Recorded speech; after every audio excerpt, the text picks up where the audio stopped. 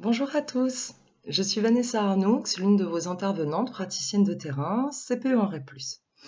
J'ai parcouru l'institution et les établissements sur différents postes, de surveillante d'externat, CPE, principale adjointe, proviseure adjointe, jury de concours, parfois même formatrice, tuteur de lauréat de concours, etc.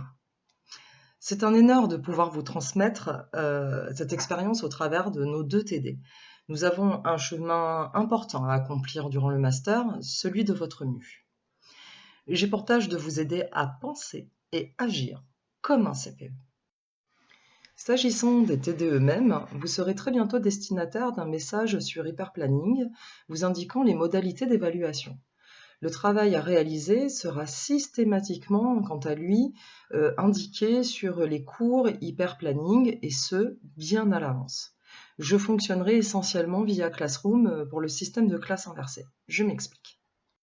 S'agissant de l'option 4, tout d'abord, c'est un TD de méthodologie de l'écrit de concours administratif de catégorie 1, ce qui implique d'apprendre à la maîtrise du langage administratif, d'apprendre à s'exprimer de façon concise, claire et bien sûr cordiale.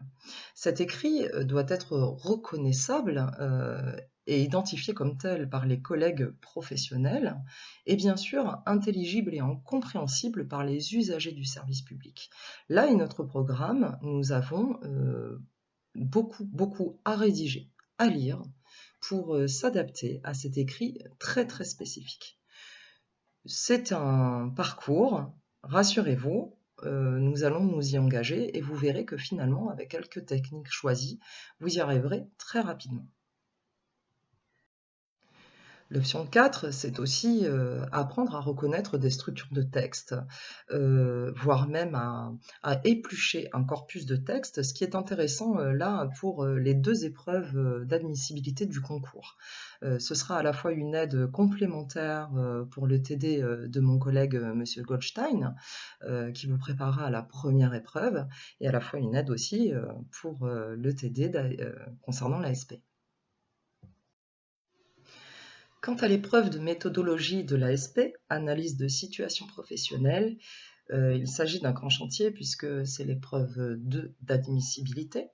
Et cette seconde épreuve est rénovée depuis l'année dernière. Nous avons donc peu de recul.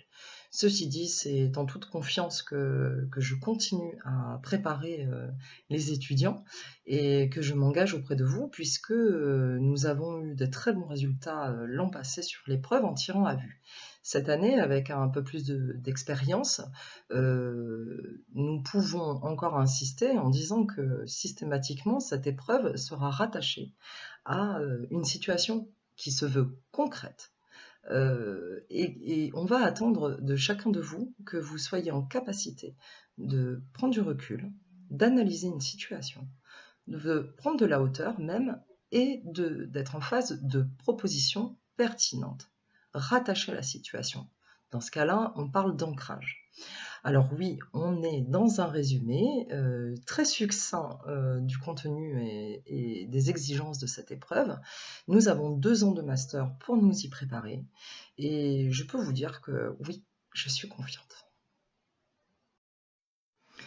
Je vous souhaite à chacune et à chacun une très très bonne rentrée universitaire.